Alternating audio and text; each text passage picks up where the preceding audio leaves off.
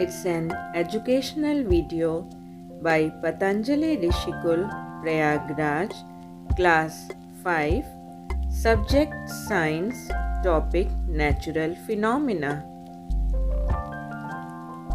Good morning, my dear children.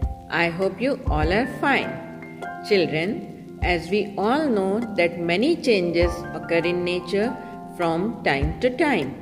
These changes may be in the form of rain, storms, earthquakes, or volcanic eruptions. Like storms, volcanic eruptions and earthquake can also cause damage to life and property. In this video, let us know something more about the volcanic eruptions and the earthquakes. So, let's get started. Volcanoes are cracks in the Earth's crust out of which magma comes out. This magma comes from the mantle of the Earth and reaches the crust through the cracks. Volcanoes are usually found in the form of conical mountains. A lot of pressure builds up underground which pushes up the magma. The magma rushes upwards through a vertical tunnel called a vent and fills a hollow opening called the crater. The magma bursts out of the crater, bringing along with it hot gases, dust, and ashes. When the magma reaches the Earth's surface, it is called lava.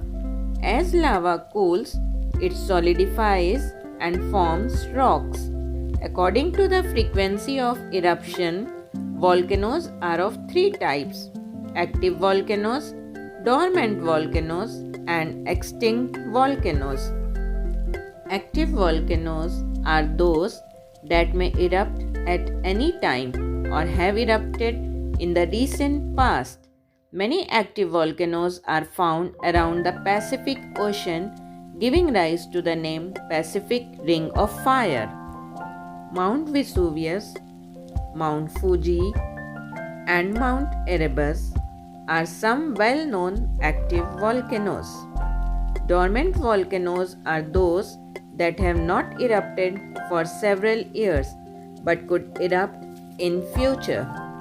Narcondam in the Andaman Island and Mount Kilimanjaro, Tanzania are examples of dormant volcanoes.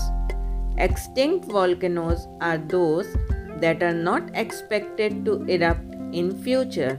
Some islands have been formed by the eruption of undersea volcanoes. The Emperor Seamount chain in the Pacific Ocean and the Zuidwal volcano in the Netherlands are examples of extinct volcanoes. Earthquakes. An earthquake is a sudden movement of a part of the Earth's surface. It is caused by severe shock waves that travel through solid rocks from under the ground to the surface. The point under the ground where the earthquake begins is called the focus, and the corresponding spot on the surface of the earth is called the epicenter. During the Gujarat earthquake of 2001, Bhuj was the epicenter. After the first big quake, small quakes or tremors may continue to occur. These are called aftershocks. These occur when rocks that have been moved out of place start falling back into place. The strength of an earthquake is determined using an instrument called a seismograph. It measures or records the intensity and direction of an earthquake. The intensity of an earthquake can be determined from the recording made by the seismograph using scale known as Richter scale. Unlimited levels can be measured on the Richter scale. An earthquake, especially a strong one, always causes destructions of property. Buildings may develop cracks or even fall down. Roads and bridges get damaged. Trees get uprooted. Many people lose their lives. Earthquakes can also occur under the sea. An undersea earthquake can cause disaster such as tsunami. It can cause landslides and fires.